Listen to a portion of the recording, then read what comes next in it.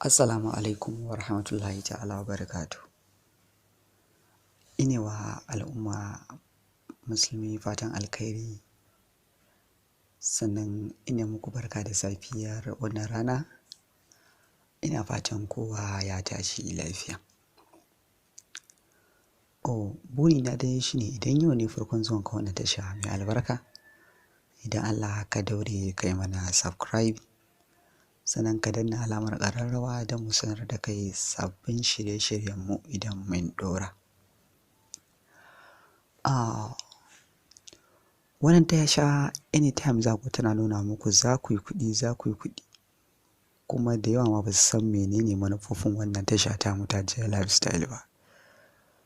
To alhamdulillah, yau za ni magana ne akan manufofin wannan tasha da kuma amfanin buɗe ta, da kuma wani irin taimako za ta ba wa dukkanin ɗan ƙungiyar Jaalifestyle da ma wanda suke son shiga, da kuma jawo hankalin wasu su shiga.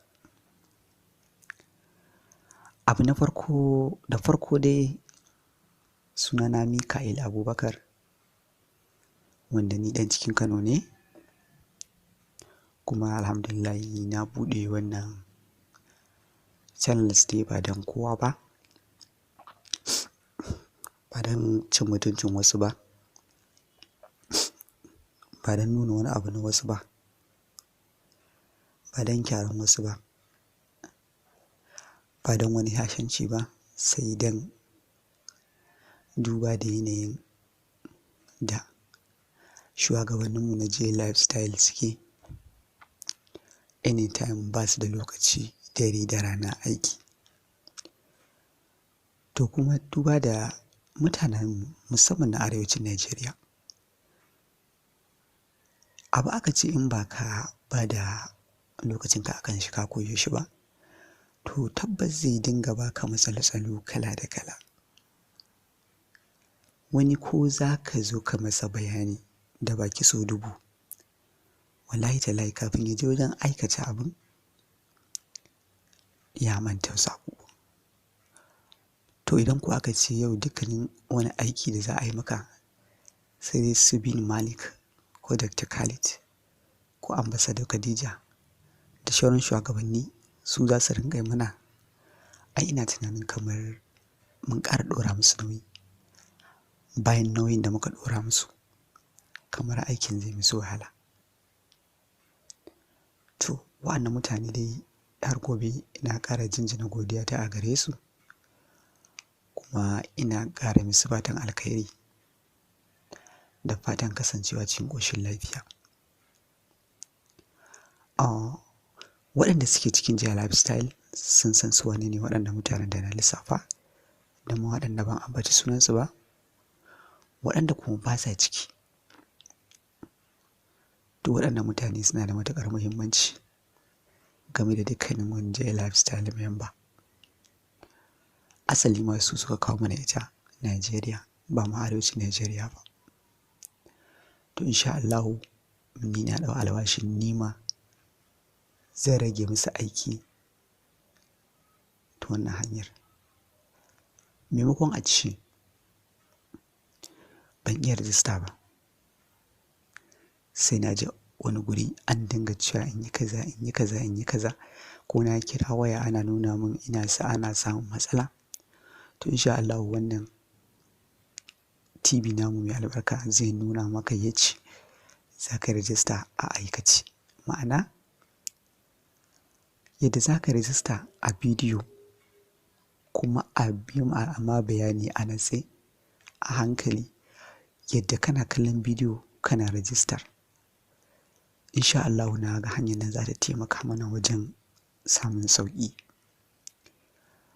Akwai waɗanda account ɗinsu ya samu matsala, suna buƙatar su gyara, ba su iya rubutawa ainihin Nordic saƙo ba ko Jaalifestyle. To insha Allahu wannan gida zai nuna maka yadda za ka rubuta saƙo successful ta Gmail ka tura musu, kuma su amshi saƙonka da gaggawa su taimaka maka.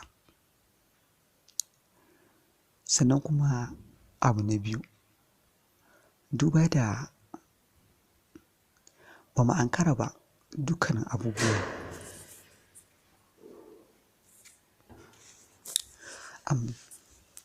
abubuwa na rayuwa sun koma harka ne ta online, wanda kuma mafi akasari mutanenmu na arewacin Najeriya ba su ɗauki wannan hanya da muhimmanci ba. Duba da kudancin Najeriya suka ɗauki wannan abu da muhimmanci.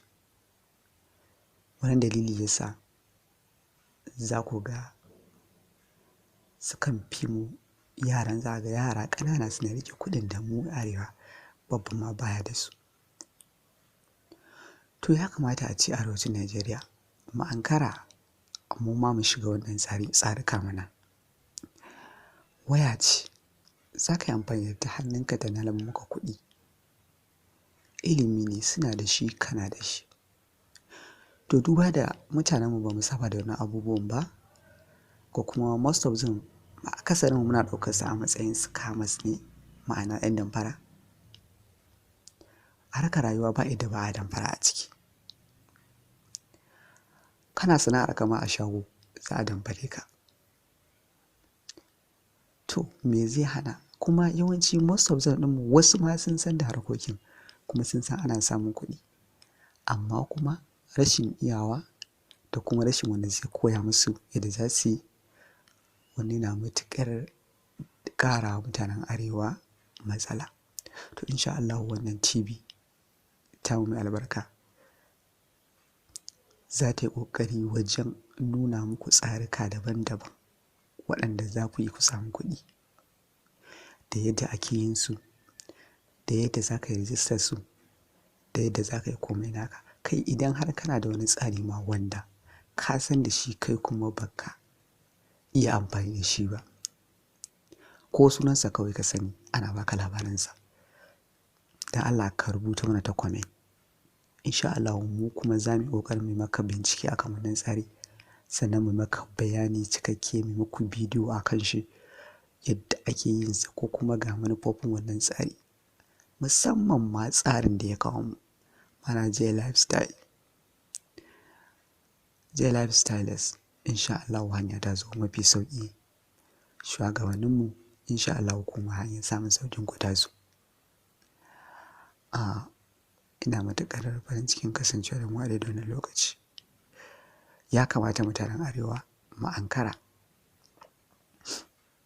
Idan baka cikin memba na Jaalifestyle ka zama memba. Idan kana cikin memba na Jaalifestyle ka ƙara wa kanka ƙwarin gwiwar za ka yi kuɗi. Za ka yi kuɗi, za ka yi kuɗi. Abin da ake so a rayuwa shine ka dinga ma kanka fata na alkhairi. Kuma a wannan insha Allahu za mu ɗauki ranaku kamar 4 kamar 5 a sati muna kawo muku abin da ya shafi Jaalifestyle. Ragowar ranaku 2 kuma za mu yi amfani da wannan damar ne wajen tallata muku wasu sababbin tsarika da suka fito,